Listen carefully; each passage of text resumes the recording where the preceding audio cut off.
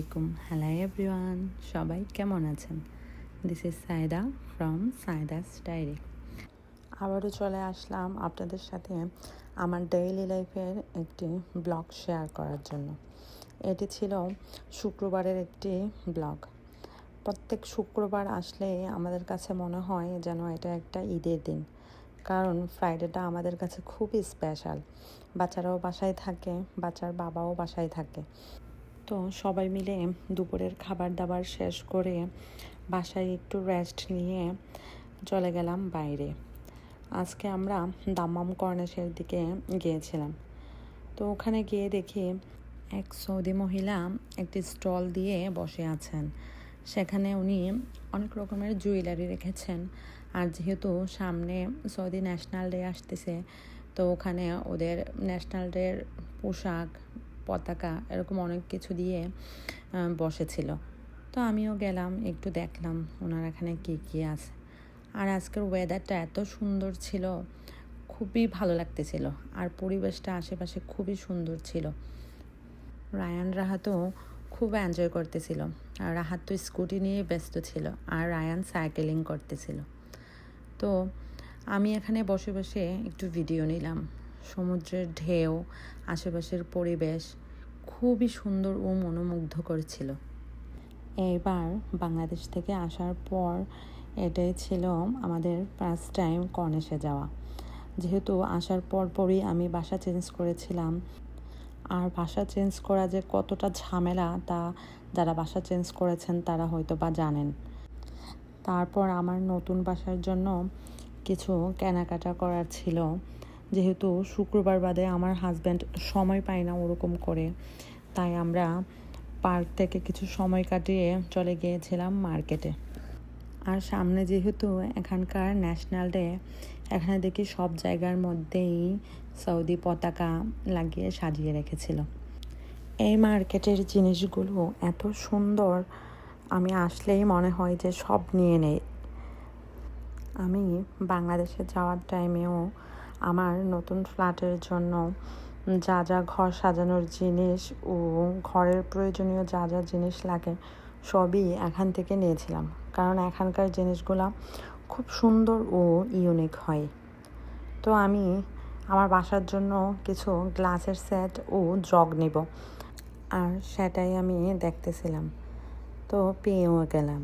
আর এখানকার জগ ও গ্লাসের কালেকশনগুলো এত সুন্দর সুন্দর হয়, আমি কোনটা নিব সেটাই ভেবে পাচ্ছিলাম না। তো আমি নিয়ে নিলাম, দেখে শুনে আমার যেটা ভালো লাগলো আমি নিয়ে নিলাম। তো ভাবলাম আপনাদের জন্য একটু ভিডিও করি। এখানকার প্রত্যেকটা জিনিসই খুব সুন্দর হয়।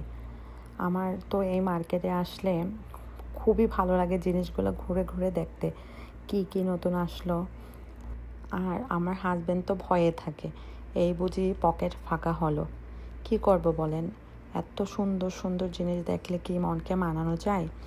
আমার মতো যারা ঘর সাজাতে ভালোবাসেন, রান্না করতে ভালোবাসেন, তাদের আর কি লাগে বলেন? তো নিচে ঘুরে টুরে চলে গেলাম উপরে, কারণ আমার নতুন বাসার জন্য কিছু ওয়ালম্যাট দেখব। আমাদের এখনকার বাসাটা খুবই ছোট, যেহেতু বাচ্চাদের স্কুলের সুবিধার্থে আমার বাসাটা চেঞ্জ করতে হয়েছে। আর আমার পুরাতন বাসায় আমি প্রায় 5-6 বছর ধরে ছিলাম। ওইটাই আমার খুব সুন্দর সুন্দর ওয়ালম্যাট, ঘর সাজানোর জিনিস সব কিছু দিয়ে আমি তিলে তিলে ঘরটাকে সাজিয়েছিলাম।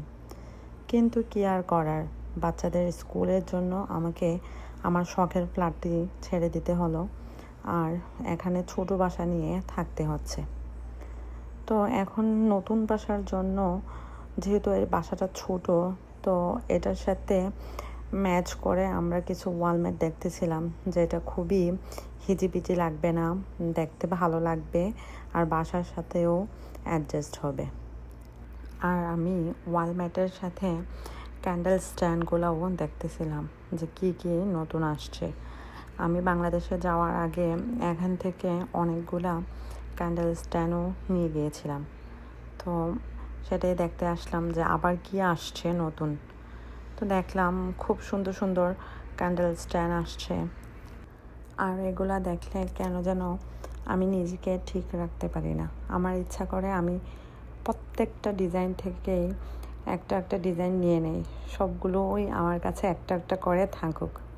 তো আর কি, যাই হোক, আমাদের শপিং শেষ। আমাদের যা যা নেওয়ার ছিল আমরা সব নিয়ে নিয়েছি।